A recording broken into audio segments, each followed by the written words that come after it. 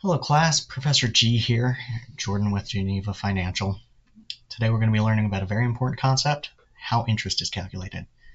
This is kind of one of the biggest factors in how you borrow money. It's how much you end up paying back beyond just the initial amount borrowed. According to Einstein, compound interest is the eighth wonder of the world. He who understands it earns it, he who doesn't pays it.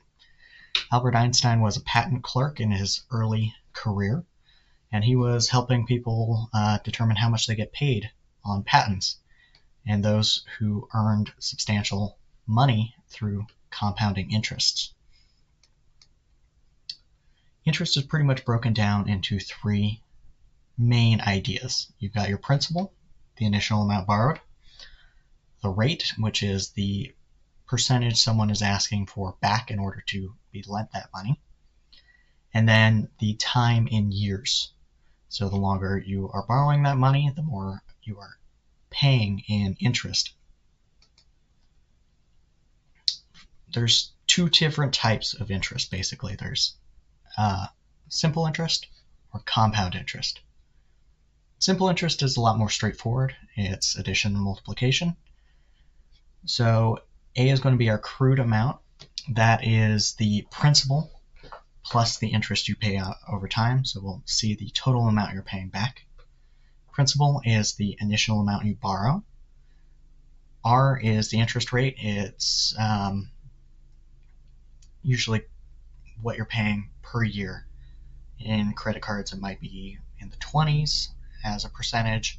For loans, it varies as time goes on. And then T, or time in years. We're going to do a simple example using some nice easy numbers. Say you borrow $100,000. You're paying it back at an interest rate of 10%, and the time you're borrowing that money is 5 years. So we plug it into our calculator. The amount we end up paying back is $100,000 plus 50% in interest. So total, you're paying back $150,000. Pretty straightforward. Things start getting a little more complicated once we run into compounding interest, because you're paying interest on the interest you still owe. So if you're taking a long loan and the interest rate is very high, you can end up paying a substantial amount back over the principal you even borrowed. So A is still going to be our accrued amount, the principal plus the interest. Our principal is the initial balance again. Interest rate is going to stay the same.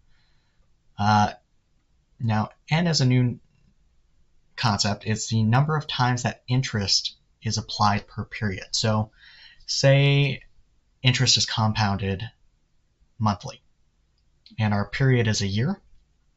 So you'd be compounding that interest 12 times per year. If it was compounding quarterly, you'd only be applying it 4 times per year. And T is the number of periods, so really the number of years.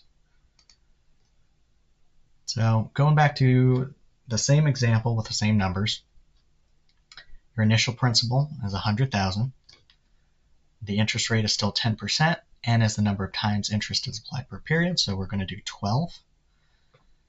And T is the number of compounds per unit of time, or 5 years. And so we get $164,000, a little over. So you notice that the simple interest versus compounding interest, you generally pay a lot more when you're compounding interest. So it's just something to be aware of when you're borrowing money, and as well as investing. The same principle applies. So really, you hope to invest and get compound interest back, and if you're borrowing, whatever you can, try getting simple interest. This has been Jordan's quick class on interest. Please let me know if you have any questions.